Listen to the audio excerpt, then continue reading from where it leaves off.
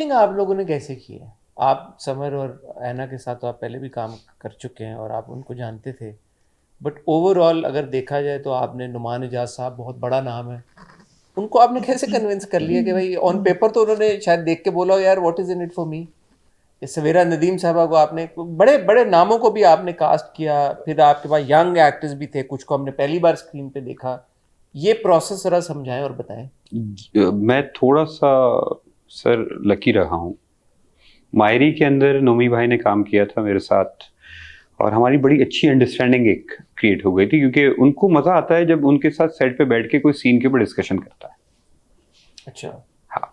और मुझे आदत है, मैं बिना डिस्कशन के जब तक मैं एक्टर से ये ना कह दूं कि यार अच्छा ठीक है ये लिखा हुआ है बकवास है आप ये उठा के फेंक दें, मुझे बताएं क्या होना चाहिए, let's talk about the scene.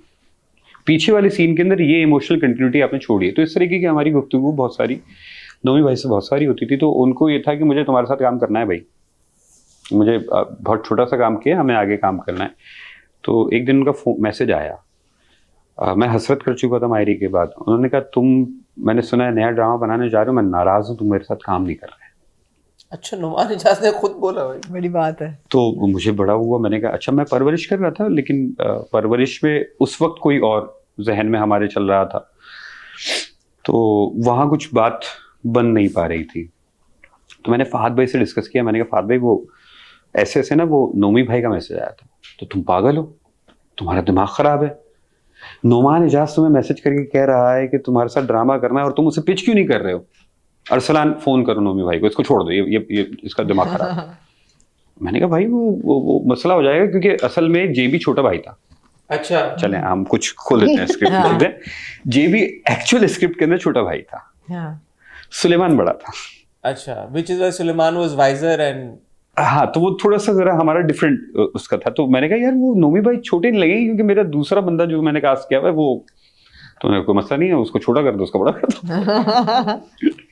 अच्छा, तो वो खैर उस पर सोचा, इनसे डिस्कशन किया। मैंने कहा यार हो तो सकता है, अच्छा ठीक है, हमें डायनेमिक्स सिखानी है ना भाइयों की, तो हम बल्कि ज्यादा मजे का हो जाएगा कि बड़ा भाई आएगा ना तो बड़े भाई का ज्यादा एक असर होता है, पहला बेटा हो जाएगा तो वो एक ज्यादा असर माँ के करीब भी हो जाएगा वो वाला। ये मैं यहाँ पे रोकूंगी, he is saying this too effortlessly right now, but इन्होंने बहुत रातें काली की हैं पूरे पूरे दो, बिकॉज पूरे पूरे 4 कैरेक्टर्स अब रीडिजाइन हो रहे थे। Nauman Ijaz, Saad and then their wives, because obviously अब वो बड़ी भाभी है, ये छोटी है। सो इन्होंने बड़ी रातें काली की हैं, मुझे भी बिठाया है, क्योंकि सीन्स फिर पूरे रीडिजाइन हुए, कैरेक्टर डायनामिक्स रीडिजाइन हुए, उनका relationship with each other redesign हुआ। अब इन्होंने just because you wanted to cast Numan Ijaz. यार नौमान कौन भाई कैसे करना चाहेगा यार? It's a treat to work with him. It's a Agreed treat to to watch watch. him. Agreed. Wow, He's brilliant. what a brilliant actor he is. I'm amazed when people talk about legendary actors like Irrfan Khan, Manoj Bajpayee, which is very good. Daniel Day Lewis आप बात करें sir, पूरी दुनिया की बात करें, आपको नाम लेते हुए मौत पड़ती है पाकिस्तान के अदाकारों की। I'm sorry, मुझे इस पे बहुत गुस्सा है हमेशा। नहीं, सब लेते हैं, लेकिन नहीं इजाज लेते, बहुत नुमान सारे इजाज का तो सब कोई ऐसा बंदा नहीं है जो ऑब्वियसली है। मैं इसकी बात नहीं कर, मैं ओवरऑल एक बात कर रहा हूँ कि नॉर्मली जनरली आप बैठ के बात कर रहे हो ना, तो आप बोलते हैं यार वो फला, यार आपके पास काम देखें, आप पीछे उठा के उनका बॉडी ऑफ वर्क देखें किस तरीके से। और सिर्फ नुमान भाई की बात नहीं, इसमें बहुत सारे नाम हैं। And I agree to his point, क्योंकि शायद ये चीज़ मैंने इसलिए फील किया कि कभी अगर हम इरफान खान की या नवाजुद्दीन सिद्दीकी की हम इनकी बात करते हैं, so yes we even talk about the postures they take, the eye movements they make, and that's exactly what even Nauman भाई डज। हाँ, तारीफ, like we do that, but I think we do not respect our actors enough कि हम उनके काम को detail में जाके एनालाइज करें कि यार इस टाइम पे इन्होंने कौन सा बॉडी पोस्चर लिया। मगर ऐसे एक्टर्स बहुत कम है। लेकिन नौमान भाई हैं। अच्छा, नुमान भाई का एक और फायदा मुझे था, जब ये वाली सारी डिस्कशन हमारी हुई तो नुमान भाई चूंकि कनाडा में रह रहे थे, तो मुझे ये था कि यार इन्हें बाहर का ना बहुत अच्छे तरीके से अंदाजा है कि वहाँ का किस तरीके के कल्चर है, किस तरीके के लोग रह रहे हैं, और इन्हें पाकिस्तान का भी बहुत अच्छे तरीके से आइडिया है।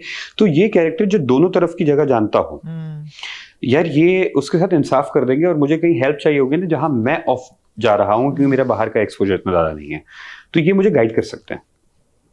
तो लेट्स टेक हिम। उनसे बात किया? हाँ, उन्होंने किया, बिल्कुल किया। अच्छा, हम अक्सर जब नुमान इजाज साहब के सीन्स देख रहे होते थे तो कभी कभी ऐसा लगता था कि he is not actually following a script. ये वो बात कह रहे हैं कि ये उनके जहन में आई है बात और फिर बदी बात कर रहे हैं, क्या ये दुरुस्त है?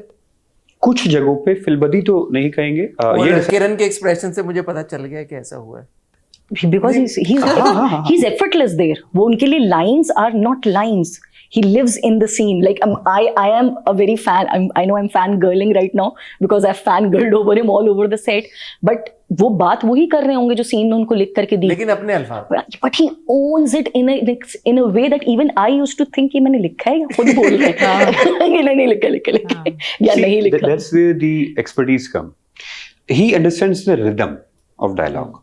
तो कुछ जगहों पे किरण का जो रिदम आता था वो चूंकि थिएटर की एक प्रैक्टिस इसकी बहुत ज्यादा है तो जो बात एक जुमले में खत्म की जा सकती है 3 जुमले में खत्म करेगी तो वो होता था अच्छा यार ये रिदम को चेंज करता है और ये सेट पे होती थी अच्छा मैं ये बताऊं कि ये इसका भी कमाल है कि ये मेरे साथ सेट पे भी रही है ये मेरे साथ पीछे भी रही है हम लोग हर वक्त मौजूद होते थे ताकि कोई भी प्रॉब्लम आए स्क्रिप्ट वाइज या किसी भी चीज के ऊपर तो मुझे ये ना करना पड़े कि यार राइटर कहाँ है मैंने सुना है कि किरण बुज़ैर तो ये हर वक्त सेट पे मौजूद होती थी और हम डिस्कशन करते थे अच्छा ठीक है यार इसको ऐसे कर लेते हैं इसको ऐसे कर लेते हैं क्योंकि बहुत सारी ऐसी चीजें थी देखें मैं अगेन फिर कह रहा हूँ कि हम सुपरमैन नहीं है बहुत सारी ऐसी टर्मिनोलॉजीज जो जेन ज़ी के अंदर चल रही है मुझे नहीं पता और सर इसे एक्सेप्ट करने में कोई प्रॉब्लम नहीं है आपको इसमें एक्सेप्ट करने में प्रॉब्लम क्या है मुझे नहीं पता प्लीज आप बताओ जो जेन ज़ी बच्चा मैंने कास्ट किया है वो मुझे बताएगा कि भाई ये असल टर्म तो ये होती है सर ठीक है डायलॉग को चेंज कर लेते हैं